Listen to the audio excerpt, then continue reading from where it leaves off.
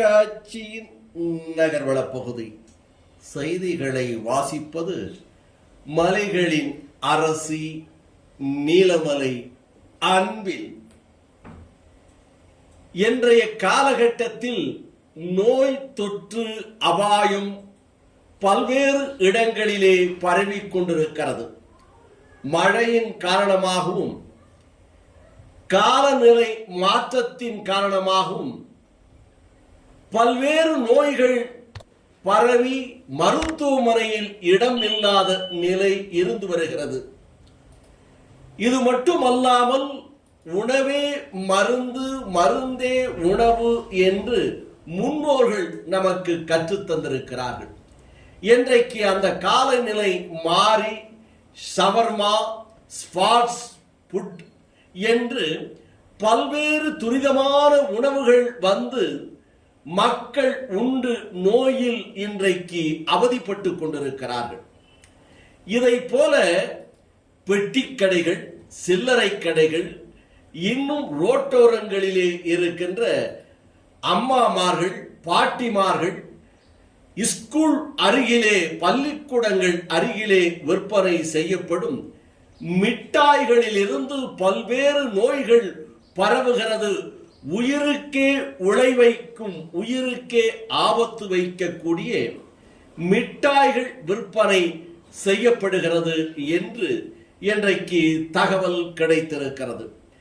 இப்படிப்பட்ட மிட்டாய்களை சாப்பிட்ட சிறுவர்கள் ஐசிவி, அதாவது முதல் சிகிச்சை பிரிவிலே இன்றைக்கு சேர்க்கப்பட்டு சிகிச்சை அளிக்கப்பட்டிருக்கிறது. கோழிக்கோடு பகுதியிலே அதன் பக்கத்திலே இருக்கின்ற மருத்துவமனைகளில் என்று பாதிக்கப்பட்ட பெற்றோர்கள் நம்மிடம் தெரிவித்திருக்கிறார்கள் மலையாள மொழியில். അസ്സലാമു അലൈക്കും. ഞാൻ സംസാരിക്കുന്നത് അഷ്റഫ് TK വട്ടർകുന്ന്. ഞാനൊരു വളണ്ടിയറാണ്. ഞാനിപ്പോൾ 2 ദിവസമായിട്ട് സംസാരിക്കുന്നത് കോഴിക്കോട് മെഡിക്കൽ കോളേജിൽ നിന്നാണ്. എൻ്റെ മോൻ്റെ കുട്ടി 4.5 വയസ്സ്, അതിൻ്റെ താഴോട്ട് 2 വയസ്സ്, അതിൻ്റെ താഴോട്ട് 1.5 വയസ്സ്, 2 ഇരട്ടകൾ. അപ്പോൾ പെട്ടെന്ന് ഛർദി തുടങ്ങി. ഈ ഛർദി അവിടെ ഡോക്ടറെ കാണിച്ചു, എന്താണെന്ന് ഇല്ല. പെട്ടെന്ന് ഞങ്ങൾ കോഴിക്കോട് കൊണ്ടുപോകാൻ പറഞ്ഞു. കൗണ്ട് കൂടി കോഴിക്കോട് കൊണ്ടുവന്നു. നമ്മളെ ബഹുമാനപ്പെട്ട ജലീൽ ഉസ്താദിനെ അറിയാം. ഞങ്ങളിവിടെ കൊണ്ടുവന്ന് നമ്മൾ ഫുഡ് പോയ്സൺ ആണ് എന്ന് പറഞ്ഞിട്ട് അതീവ ICUവിൽ ആണ് ഇപ്പോഴും കുട്ടിയുള്ളത്. ദുആ ചെയ്യുക എല്ലാവരും. ഇപ്പം ഇന്ന് രാത്രിയായപ്പോൾ മറ്റുള്ള കുട്ടികൾക്കും തുടങ്ങി ഛർദി. അങ്ങനെ അവിടെ മാനന്തവാടിയിലെ ഹോസ്പിറ്റലിൽ തന്നെയാണ് ഇപ്പോൾ 3-4 അഡ്മിറ്റ് ആക്കിയിട്ടുള്ളത്. അവർക്കും ഇത് തന്നെയാണ്. അപ്പോഴാണ് ആലോചിച്ച് മനസ്സിലായത്, 1 രൂപേൻ്റെ ഈ മാല പോകണമാർക്കുള്ളൊരു മുട്ടായി ഉണ്ടല്ലോ, പുളിമുട്ടായി, അത് കഴിച്ചത്. അതിൽ നിന്നാണ് പോയസം വന്നിട്ടുണ്ട്. അതുകൊണ്ട് ദയവ് എൻ്റെ സഹപ്രവർത്തകർ സാധനം വാങ്ങിയിട്ട് കുട്ടികൾക്ക് കൊടുക്കരുത്. അത് മാരകമായ വിഷങ്ങളുണ്ടെന്ന് മനസ്സിലാക്കിയത്. ഓക്കെ, അസ്സലാമു അലൈക്കും. പ്രിയമുള്ളവരെ, ആ കുട്ടികൾ മെഡിക്കൽ കോളേജിൽ ഇന്ന് ICUവിൽ കിടക്കുന്ന 2 കുട്ടികൾ, അതുപോലെ മാനന്തവാടി മെഡിക്കൽ കോളേജിലും അഡ്മിറ്റ് ആയിട്ടുള്ള 2 കുട്ടികൾ, ഈ കുട്ടികൾ കഴിച്ചത് ഈ സാധനമാണ്, ഈ പുളിപ്പൊടിയാണ്. നമ്മുടെ അടുത്ത പരിസര പ്രദേശങ്ങളിലുള്ള എല്ലാ കടകളിലും ഇത് വിൽപ്പന നടത്തുന്നുണ്ട്.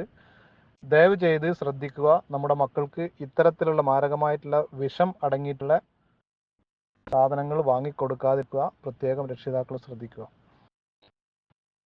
കഴിവിൻ്റെ പരമാവധി നമ്മളെ തൊട്ടടുത്തുള്ള കടക്കാരോട് പറയുക, ഇത്തരത്തിലുള്ള സാധനങ്ങൾ കുട്ടികൾക്ക് കൊടുക്കരുത്, വിൽപ്പന നടത്തരുത് എന്ന്. எனவே இது போன்ற மிட்டாய்கள் சர்வசாதாரணமாக எல்லா கடையிலுமே விற்கப்படுவதாக தகவல் கிடைத்திருக்கிறது. இந்த மிட்டாய்கள் புளிப்பு மிகுந்த இனிப்போடு சுவையாக இருப்பதின் காரணமாக சிறியவர்களும் இன்னும் குழந்தைகளும் இந்த மிட்டாய்களை வாங்கி விரும்பி சாப்பிடுகிறார்கள். இன்னும் புளியங்காயனுடைய படத்தை போட்டு அதை பிளாஸ்டிக்கில் அடைத்து அதுவும் ஒரு சுவை தரும் மிட்டாயாக குடிசை தொழில் என்று சொல்லி பல்வேறு இடங்களிலே செய்யப்பட்டு இது பிளாஸ்டிக் அந்த அடைப்பில் அடைத்து இதை கடையிலே தொங்க விடுகிறார்கள். தோரணமாக தொங்க விடுகின்ற இந்த அழகும் அந்த பிளாஸ்டிக்கினுடைய கண்கொள்ளா காட்சியும் அந்த புளியங்காயினுடைய படமும் பெரியவர்களை கூட சற்று நாவிலே எச்சியை ஊற வைக்கிறது. இப்படிப்பட்ட மிட்டாய்கள் சிறு லாபத்திற்காக பெட்டி கடைகள், சாதாரண கடைகளில் வியாபாரம் செய்கிறார்கள். இதை சில தொழிலாக, குடிசை தொழிலாக செய்து வருகிறார்கள். இது ஒரு நாள் 2 நாளுக்கு மேல் கடக்குமே ஆனால் விஷமாக மாறிவிடுகிறது என்று இன்று கண்டுபிடிக்கப்பட்டிருக்கிறது.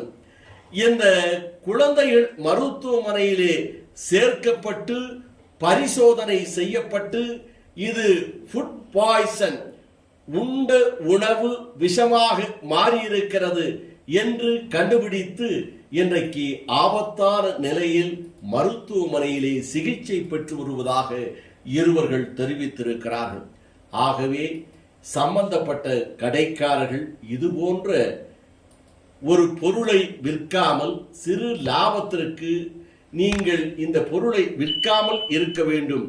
உங்களுடைய குழந்தைகள், உங்கள் வீட்டு அடுத்திலே இருக்கக்கூடிய குழந்தைகள் பாதிக்கப்படக்கூடிய எந்த பொருளையும் விற்காமல் நமக்கு நாமே திட்டம் என்ற அடிப்படையில் நமக்கு சிறிய லாபம் கிடைத்தாலும் தரமான பொருளை விற்போம், உடலுக்கு கேடில்லாத பொருள்களை விற்போம் என்று எல்லா வியாபாரிகளும் ஒன்று சேர்ந்து பயன் பெற்றால் இது போன்ற ஆபத்துகளிலே இருந்து பிஞ்சு குழந்தைகளை காப்பாற்ற முடியும் என்ற ஒரு நல் நோக்கத்திற்காக நமது நீலமலை தொலைக்காட்சி இந்த செய்தியை வெளியிட்டிருக்கிறது என்பதை தெரிவித்து, இதற்கு மக்களும் ஆதரவு தர வேண்டும், பெற்றோர்களும் கண்டிப்பு வேண்டும் என்று கேட்டு நகர்வள பகுதியில் உங்களிடமிருந்து வணக்கம் கூறி விடைபெறுவது உங்கள் நீலமலை தொலைக்காட்சி.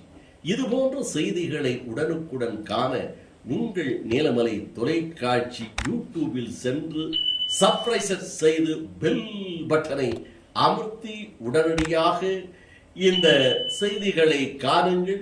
செய்தியை பற்றிய உங்களது கருத்துக்களையும் யூடியூபில் பதிவிடுங்கள் என்று கேட்டு நகர்வள பகுதியில் உங்களிடமிருந்து வணக்கம் கூறி விடைபெறுவது என்றென்றும் உங்கள் நீலமலை அன்பில்